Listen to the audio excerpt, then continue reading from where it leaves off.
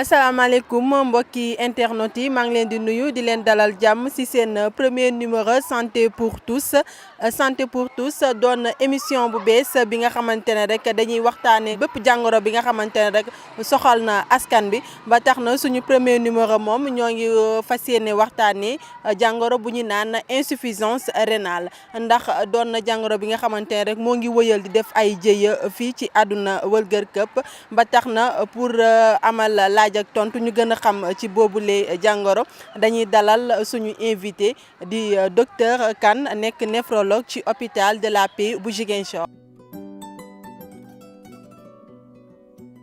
voilà comme nu ma ko waxee sànq rek ci sommaire bi ñoo ngi dalal fii docteur Yaya Kane nekk néphrologue ci hôpital de la Paix bu Ziguinchor ñu nar a waxtaanee insuffisance rénale docteur ñu ngi lay nuyu di la dalal jàmm ci suñu plateau santé pour tous. jërëjëf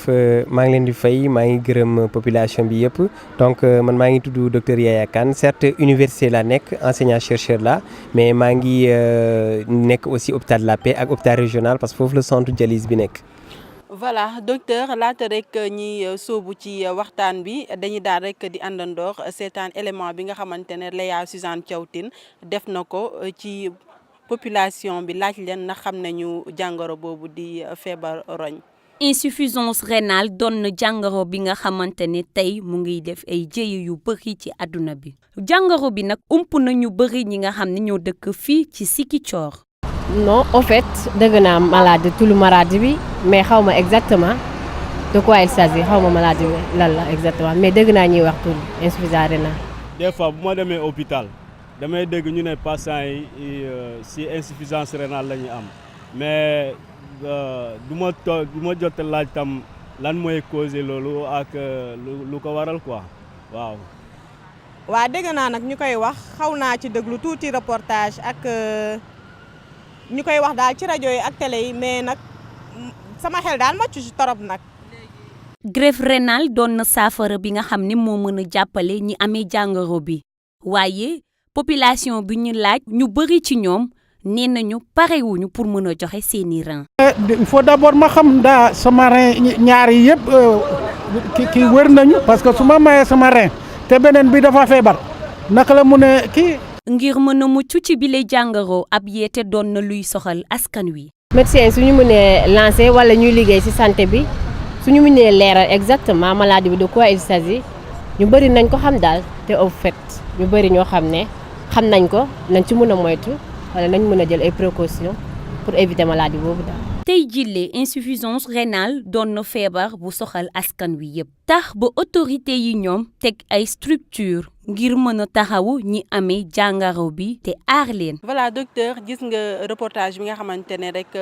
Léa Suzanne Thiaw Tine def na ko ci population bi mais gis nañu ñi ci bëre xamuñu lan mooy jàngoro boobu est-ce que mën nga ñu wax lan mooy feebar roñ. jërëjëf feebaru roño maanaam ñu koy wax ci tubaab insuffisance rénale roño yi dafa am ay ñaari jonj yoo xamante ni ci yaram bi la nekk si wet yi lay nekk aussi si ndigg li si ginnaaw maanaam moom la ñu si fosse lombaire yi ñaari roño la ñu ñaari roño yi nag dañuy liggéey seen liggéey mooy lan maanaam mooy raxas deret bi lépp loo xam ne dafa am tooke mu génnee tooke bi moom la ñuy saw maanaam mu ñu génnee ko ci saw yi ou bien fekkee que ni dafa am ndox bu ëpp ci yaram bi roño yi loolu seen liggéey mooy di jéem a fexe ba génnee ba ndox yemale ndox mi ak équilibre hydroélectrolytique yi maanaam am na ay yeneen éléments yu nekk ci yaram bi ba régulation ba yëpp yemale ci yaram bi. léegi nag bu fekkee que ni feebar roño ñëw na liggéey boobu noonu roño yi doon def dootul amati moom la ñu insuffisance rénale dafa am maanaam ñaari façon benn bi moom la ñuy wax aigu maanaam boobu roño yi dañuy yàqu mais ay ñaari fan ñetti fan lay yàqu mais mu ñëwaat bu fekkee que ni teel nañ ci jóg teel nañ ñëw hôpital boobu day wér moom la ñuy faral di gis ci jóg jigéen ñuy ëmb yi par exemple bu ñuy mucc parce que dañuy xëpp deret bu baax alors que roño bi moom dafa soxla deret bu bëree day liggéey deret bu manqué wala ndox mi manqué ci yaram bi day andi lu ñuy naan insuffisance rénale aiguë boobu noonu dañ koy faj day jàll. wante beneen bi nag bu gën a soxor bi mooy insuffisance rénale chronique. insuffisance rénale chronique mooy roño yi yàqu nañu dootul defaratu bu yàqoo rek jeex na laa nag dootul defati liggéeyam tooke yi day des ci yaram bi ndox mi day ëpp ci yaram bi moo tax ñuy ñëw dañ ci ñëw bi ci kaname malade yi ñuy ñëw en général pour feebar roño li ci ëpp mooy au stade terminal bu ñu ñëwee dañuy funki néew bi parce que ndox mi lañ dul tur ndox bu baax donc moom la ñuy wax insuffisance rénale mu fekk roño yi ñoo am problème liggéeyatuñu seen rôle yi ñu doon def pour raxas deret bi maanaam defatu ko donc ak régulation yi mu doon def génnee tooke yi ndox mi ëpp beeg loolu yëpp mënatu ko léegi boobu stade nag dañuy wax insuffisance rénale la. léegi ndax mun nañu xam jàngoro boobu noonu lan moo koy indi. waaw jàngoro boobu lan moo koy indi fii ci Sénégal faral nañu wax ni que ni insuffisance rénale bu fekkee que ni aigu bi la parce que noonu la ñuy nar a doxalee émission bi dañuy naan insuffisance rénale aiguë ak bu chronique aigu bi jàpp nañ que ni boobu mën na wér insuffisance rénale aiguë yi bu ci ëpp lu koy indi li fi ëpp mooy maanaam ñi nekk ci biir hôpital yi maanaam jigéen ñu mucc yi bu ñuy mucc dañuy wasin ba pare tuur xëpp deret bu bëree bëri te duñu am deret yu ko mën remplacer bu ñu demee ci banque de sang bi deret amul. donc là du coup bu amee retard tuuti rek ci soppali sang bi wala mayaat ko yeneen deret roño yi dañuy am problème boobu day indi insuffisance rénale aiguë moom la ñuy faral di gën a gis ci hôpitaux yi bu fekkee que ni insuffisance rénale chronique bi la mooy maanaam buy dem nga xam ne amul wér boobu amul wér bu yàqu rek yàqu na boobu Sénégal lu koy gën a indi mooy tension hypertension artérielle mooy problème de tension yi fekkee que ni ku amee tension doo teeloo si jóg wala da nga koo négliger doo ko faj comme il faut moom day dem ba day yàq roño yi après. deuxième ñaareel bu koy indi mooy diabète bi dafa am solo aussi diabète boo xamante ni boo amee diabète du wér boo ko négliger wala saytoo ko bu baax a baax day évoluer encore ci insuffisance rénale.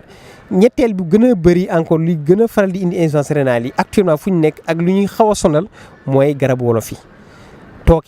tooke yi maanaam bu ñu nee tooke garab wolof yi la ak garab tubaab bi léegi garab tubaab bi am na yoo xamante ni ay antibiotiques par exemple bu ëppee dose bu ëppee rek day yàq roño yi parce que lépp loo xam ni tooke la lépp loo xam ni ci yaram bi ci roño yi la war a jaar ba pare roño bi mooy segg maintenant nag garab wolof yi nag problème la parce que garab wolof yi gis nañu que ni fii xale yu ndaw yeeg mag ñeeg ñëpp a koy naan te dañ koy naan day ëpp ci tooke yi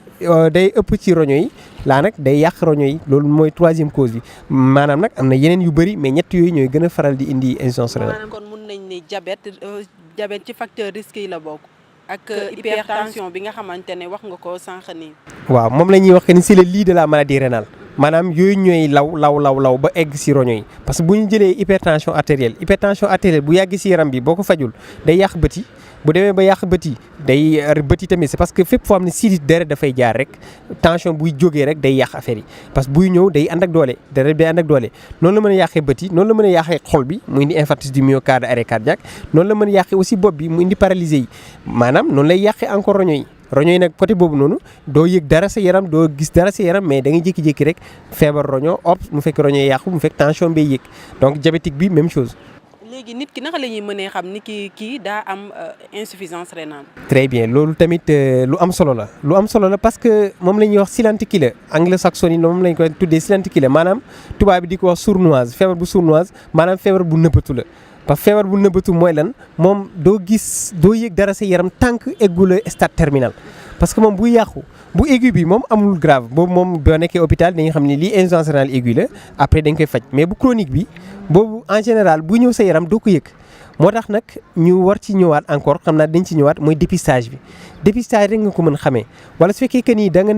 nekk ci kër goo xamante ni sa yaay wala sa papa wala say rak say mag mosoon nañ am feebar bi na nga dem saytu ji moom bu la daanalee rek mu fekk stade terminal roño yi dem na parce que roño yi boo xoolee ci biir dafa am lu nekk ci biir dañuy liggéey ëpp nañ million ñuy liggéey te bu yàqu bi du ñoom ñëpp a yàqandoo ndànk lay yàqoo léegi yàqu yi nag buy def ndànk doo yëg dara sa yaram mais bu demee ba 90% néphron yi yàqu maanaam xaaj ak lu ëpp yàqu ci roño yi laana da ngay jékki-jékki rek gis saw bi dooto sawati wala nga gis que ni yaram bi commencé di néewi nga jël poids doo xam nan la loolu nag stade terminal bi la moom maar d'Italie moo tax du ñaanuñu mu egg foofu noonu wala nga yeewu rek commencé di woccu doo comprendre lekkul woccu yooyu yaram bi di xasan parce que loolu yëpp lu koy expliquer mooy tooke yi moom la ñuy wax urée bi maanaam ammoniac la mooy comme engrais yi ñuy def ci tool yi benn la urée la moo tax bu ñu demee si wana bi bu ñu tuur ndox da ngay si wana bi dafay xeeñ parce que yooyu dañ ko war a éliminer mais fekkee que ni da nga am feebar roño yooyu noonu toxique yooyu noonu urée boobu noonu day des si yaram bi mooy indi wocc yeeg ak feebar bu métti beeg bañ a lekk beeg ak yaram bi di xasan ak yooyu noonu. léegi ndax buñ ñëwee ci côté traitement bi est-ce que insuffisance rénale mën nañ ko faj. waaw insuffisance rénale maanaam ñi ñëwaat encore ci ñaari façon yi bu fekkee insuffisance rénale aiguë la wax nañ ko buñ ci teelee jóg dañ koy faj ba mu wér nit ki dem yoonam loolu après ñu déclaré ko guéri mën a nekk parce que yooyu ko wax nañ la par exemple jigéen ñi ëmb moom lay faral di gën a di dal ñi si topp mooy ñoo xam te ni dañoo am ay xale yi am biir yu daw par exemple parce que ndox roño dafa soxla ndox yaram bi dafa soxla ndox boo déshydraté yaram bi amul ndox rek mën na ko indi mag ñoo xam ne dañuy amee prostate par exemple nga xam ni que ni ñoom seen saw yi duñ ko mën a génnee lépp day des loolu moom la ñuy wax insuffisance rénale aiguë obstructive parce que dafa am benn loo xam ne lu ko cangal saw yi loolu bés bu ñu opéré wala ñi lever l'obstacle wala ñi traité déshydratation bi lu ko indi day wér maintenant nag problème bi mooy insuffisance rénale chronique bi bon insuffisance rénale bu demee ba mu egg stade chronique laa nag faj boobu day doy waar fekkee terminal la dialyse rek la nga mën na def dialyse hémodialyse dinañ ci ñëwaat da ci am solo la ñaari façon ñoo am hémodialyse dafa am tamit dialyse péritonéale boobu amagul Ziguinchor mais am na Dakar parce que boobu doo utiliser machine parce que machine bi dafa xaw a métti machine bi day ŋàcc deret bi di ko raxas di remplacer roño bi gis ngeen ci sa reportage dinañ ci ñëwaat bi si kanamee ak beneen façon traitement bi moom la ñuy wax transplantation rénale boobu commencé guñu au Sénégal mais man nekkoon naa France def naa fa 2 ans di jàng transplantation rénale pour dire que mën nañ ko def dañ koy def mais commencé gul Sénégal parce que amagul loi bu ko permettre mais là il paraît que voté nañ loi bi léegi xam naa ni du yàgg te loolu tamit alternative la ci traitement insuffisance rénale chronique. voilà léegi xanaa rek dañuy dugg rek ci dialyse bi pour nga expliquer ñu bu baax a baax lan mooy dialyse mais laata ñuy ñëw foofu rek dañuy dugal suñu élément bi nga xamante ne demoon nañu ci centre hémodialyse bu nekk ci hôpital régional defoon nañ fa tour seeti malade yi nga xamante ne ñu ngi leen di defaral dialyse. am naa ko depuis 2012. feebar bi daal man daal damaa jékki-jékki xam nga damaa amoon yaram ma jékki-jékki rek commencé di jeex may jeex di dem di jeex léegi après may dem hôpital damay commencé di miir daal may miir di miir su ma demee ñu ne ma damaa anémie boobu daal lañ ma doon traité dinaa damaa anémie ba benn jour ma dem seeti sama rakk mami Kër Massar ma dem mu ne ma toogal fii nga noppalu léegi benn guddi daal dama doon nelaw yeewu ma ñu yee ba sonn ci laa leen ne nañ ma yóbbu hôpital waaw may def mardi jeudi ak samedi waaw traitement bi bu njëkk ba metti woon na trop waaw mais léegi moom ñoo ngi sant yàlla bu baax comme fayatuñu ñoo ngi sant yàlla mais bu njëkk ba metti woon na trop. waaw maa ngi gërëm suñu docteur bi Yaaya Kan nekk na docteur bu baax bu ñu yërëm jàppale nañu ci côté yëpp waaw parce que nekk na docteur boo xamante ne bu la dara kiyee nii fekkee ne feebar bi yëngal na la même bu nekkee ay 2 heures du matin heure boo ko woo rek mu wuy gëm yàlla rek waaw xam ne nattu yàlla la waaw nattu bu la yàlla teg da nga koy nangu rek waaw noonu laay dundee ak feebar bi dama xam ne kenn teguma ko bu dul yàlla. waaw dafa manifester par paludisme par contre tension bi di yéeg jusqu'à 21 après un bon jour ma fat ñu yóbbu ma d'urgence après de là-bas la ñu découvrir que dama am insuffisance rénale waaw par contre ba ma commencé dialyse ba léegi bon alhamdulilah léegi tension normale mais arrivé ici le docteur Kana a découvrir que am na un peu une tuberculose interne pulmonaire moo ma gënoon sonal plus que dialyse bi plus que rénal bi mais presque j'ai fait 9 mois j'ai terminé pour le moment ça va très bien. voilà docteur seetaan nañu élément bi nga xamante ne def nañ ko ci centre hémodialyse bi gis nga femme boobu nee na moom bu muy soog a xam ni ki dafa am feebar bi dafa tëddoon ba pare yeewul si leen ko yóbbu hôpital ñi naan que dafa am feebar insuffisance rénale keneen ki moom nee na moom tension moom moo doon yëg comme ni nga ko waxee sànq ni mais gis nañ leen ni ki ñoom ñu ngi leen branché ay machine di yaakaar naa ne dialyse lañ leen nekk di defaral est-ce que mun nga ñëwaat ci lan mooy dialyse. waaw jërëjëf et di jaajëf tamit malade yi nekk foofu noonu di dialyser suñuy mbokk lañu parce que bon on vit là-bas en famille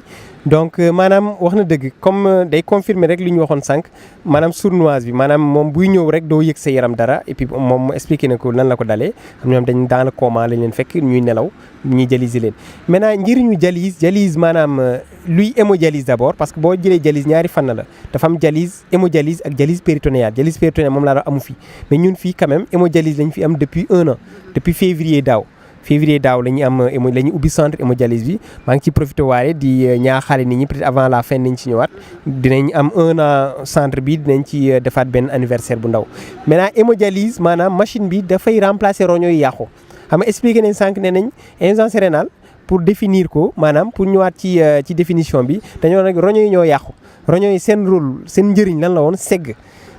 tooke yi ak ndox mi ëpp si yaram bi léegi nag bu demee ba roño yi feebar. dañoo defar médecine bi dafa avancé tellement dañoo génnee benn machine boo xam te ni day remplacer roño bi li mu doon liggéey pour génnee tooke yi machine bi dañ koy def mais nag ñun ñoo koy programmer machine bi pendant ci ñeenti waxtu nit ki mi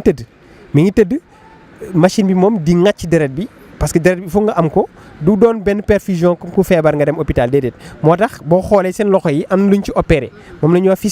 fistule artério-veineuse pour maanaam mën a ŋàcc deret bu bëri parce que machine dafa soxla ay deret buy dem ba 250 millilitres par minute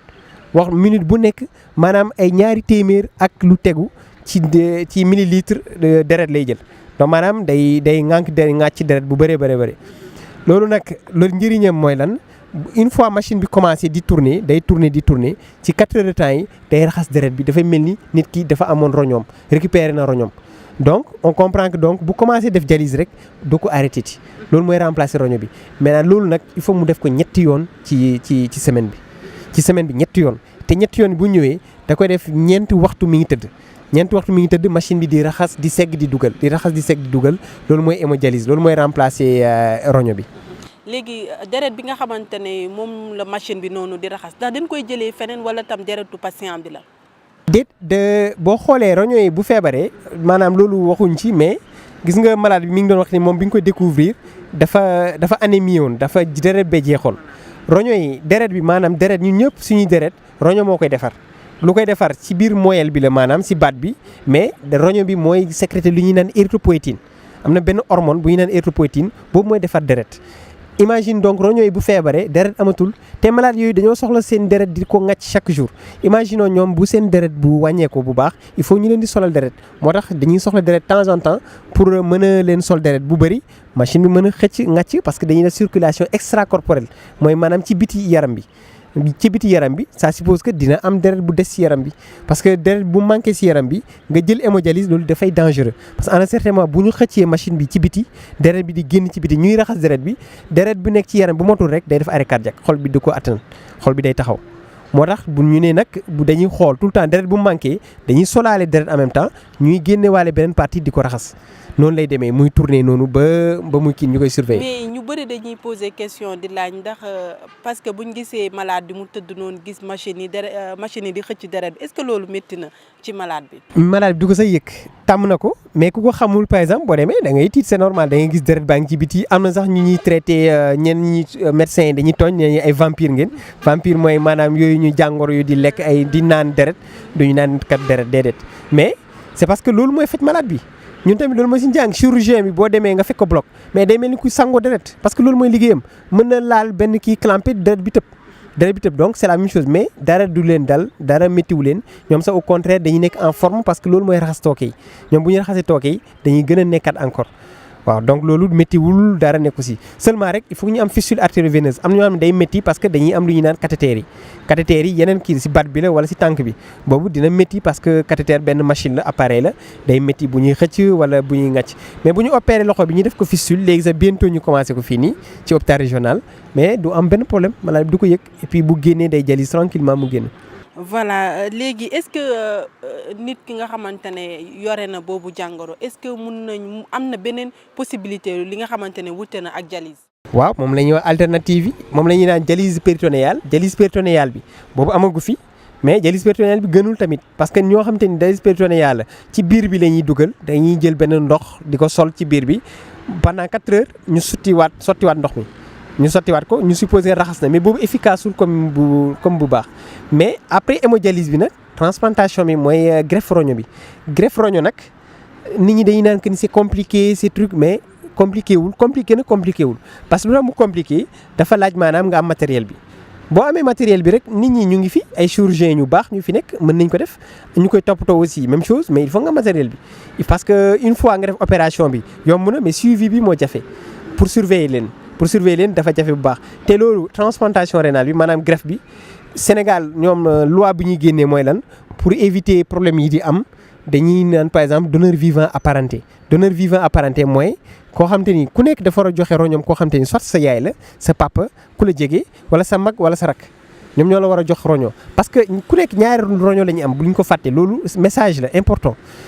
bu important parce que dégg naa sànq ci reportage bi kenn ku doon inquiété wu problème transplantation mais mën nañ dund ci benn roño ñaari roño la ñu am benn bi buy dox rek baax na donc mën nga joxe beneen bi nga dund ak sa benn roño dara du dal ngay am suivi maintenant nag Sénégal ñoom dañoo nekk nii pour problème sécurité parce que sinon suñu mbokk joolaay séeréer yi pël yi mën nañu reyante après di jël ay reyante ko jaay donc problème la donc c'est pour cela ñu ne assemblée nationale mu voté loi bi bu voté loi bi léegi kan moo am droit di joxe roño mooy koo xam te ni sa mag la sa rakk la sa yaay wala sa papa loolu laal nag intervention chirurgicale la bu ñuy def ñu jël roño yi fa nekk duñ ko laal mais ci suuf la ñuy wàcc tuuti ñu branché fa roño bi comme greffe mango rek comme son noonu leen di greffé garab dañ ko ci branché rek greffé ko mu jàpp bu jàppee rek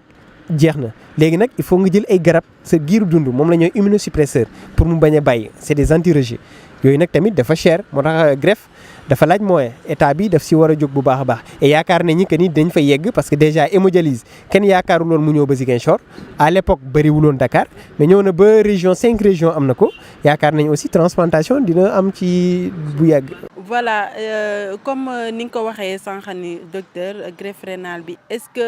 n'importe qui mun par exemple man tey mun naa gis benn malade ma dem jox ko sama rein wala am na tam li nga xamante ne moom la médecine bi di laaj. loolu mën a nekk mais sànq gisoo loolu laa doon wax ci njëlbeen maanaam loi bi assemblée nationale dafa am solo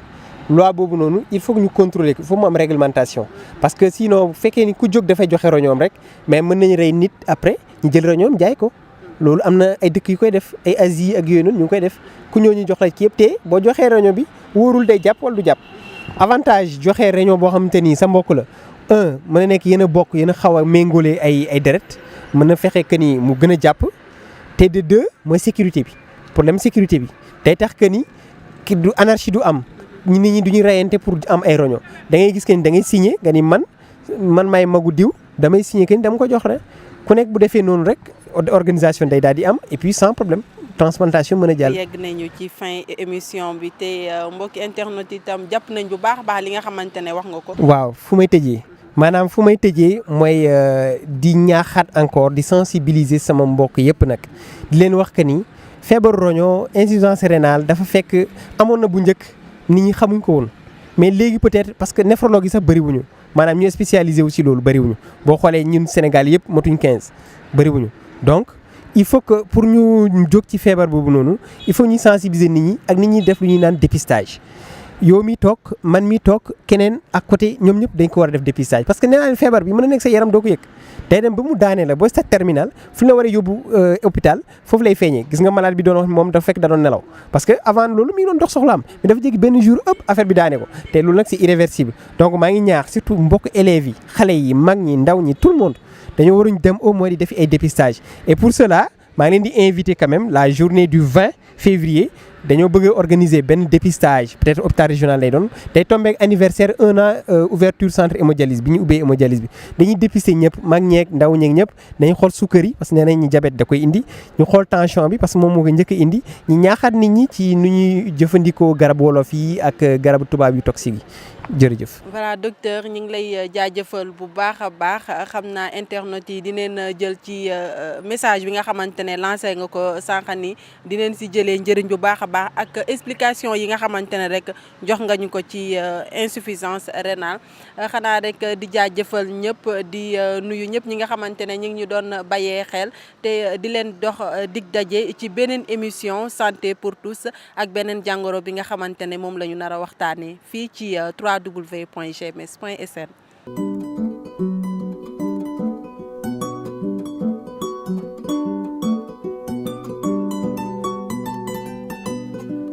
Thank you.